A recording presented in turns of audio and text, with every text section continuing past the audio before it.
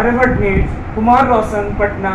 आज मैं आया हूँ क्षत्रिय सेवा महासंघ के बीच राष्ट्रीय अध्यक्ष धनवंत सिंह राठौड़ के पास, और वह अभी 15 दिनों से बहुत ही बड़ा अनशन पे जा रहे हैं। उनसे बारे में पूछने आ रहा हूँ कि सर, आप जो अनशन पे जा रहे हैं इसके बारे में थोड़ा विस्तार से बताएं, क्यों इतने दिन से आप अनशन पे हैं? आपने सही कहा कि आज अनिश्चितकालीन अनशन का 15वां दिन है। माननीय मुख्यमंत्री नीतीश कुमार द्वारा घोषित मिलर हाई स्कूल में 2 मांग। पहला, उन्होंने घोषणा की थी कि महाराणा प्रताप की आदमकद प्रतिमा राजधानी के मुख्य चौराहे पर लगाएंगे। दूसरा, उन्होंने कहा था कि हमारे पुराने साथी पूर्व सांसद आनंद मोहन जी की जेल से रिहाई के लिए हम अपनी पूरी प्रयास करें। आपको ये बता दें, जब 21 जनवरी 2020 को उन्होंने घोषणा की थी, तो उसके अगले ही दिन माननीय मुख्यमंत्री को हमने पत्र लिखा था और हमने प्रेस कॉन्फ्रेंस भी किया। और प्रेस कॉन्फ्रेंस में हमने कहा, जानकारी दी थी कि माननीय मुख्यमंत्री जी, आप इससे पूर्व भी 21 मई 2004 को विद्यापति भवन में आपने ये कहते हुए कि बड़े शर्म और दुख की बात है कि महाराणा प्रताप जैसे महामानव, जिसे देश नहीं पूरी दुनिया जिसकी गाथा वो गाता है, उसकी प्रतिमा बिहार की राजधानी पटना में नहीं। यदि मेरी सरकार बनती है तो सरकार बनने के कुछ ही महीनों के अंदर मेरी सरकार उनकी भव्य प्रतिमा राजधानी के चौराहे पर लगाएगी। और पूर्व सांसद आनंद मोहन की रिहाई।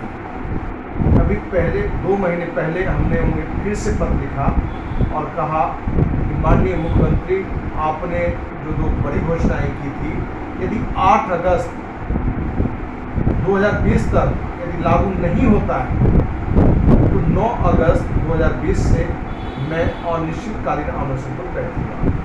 और आज अनिश्चितकालीन अनशन का 15वां दिन है। आपको ये जानकर और आश्चर्य होगा, संभवतः ये देश का पहला उदाहरण होगा कोई व्यक्ति अनिश्चित अनशन पर 15वां दिन बैठा हुआ है, और उस राज्य की सरकार कितना अहंकारी, संवेदनहीन है कि आज तक चिकित्सक के नाम पर एक कंपाउंडर तक नहीं है। प्रशासन की बात है, एक कलर कर्मचारी तक नहीं है। तो कहीं न कहीं नीतीश कुमार के ये अहंकार को दर्शाता है, संवेदनहीनता को दर्शाता है। और इन्हीं दोनों मांग को लेकर आज अनिश्चितकालीन अनशन 15वां दिन है, जो अंत जारी रहेगा। आपको ये भी बता दें कि आप यह माननीय मुख्यमंत्री से कोई महाराणा प्रताप का व्यक्तित्व बना हुआ नहीं है। महाराणा प्रताप देश नहीं पूरी दुनिया में उनकी वीर गाथा गाया जाता है। आप सभी को मालूम होगा कि जब अमेरिका के राष्ट्रपति अब्राहम लिंकन का सरकारी कार्यक्रम भारत आने का था, तो उनकी माँ ने उन्हें कहा था, बेटा तुम भारत जा रहे हो। भारत में एक महावीर, स्वाभिमानी महाराणा प्रताप रहता था, जिसने घास की रोटी खाई लेकिन मुगलों की अधिकता नहीं स्वीकार किया। तो वहाँ जाकर पता करना कि हल्दी घाटी कौन सा जगह है, और वहाँ से मिट्टी लेकर आना, जिस मिट्टी को मैं अपने सर में लगाकर गौरवान्वित महसूस करूँ। जहाँ अमेरिका की राष्ट्रपति की माँ महाराणा प्रताप की वीर गाथा से इतनी प्रभावित थी कि वहाँ की मिट्टी को सर में लगाकर अपने गौरवान्वित महसूस कर रहे थे। वहीं माननीय नीतीश कुमार, वो भी कहते हैं कि मैं हल्दी घाटी गया था और वहाँ की मिट्टी मैंने सर से लगाया।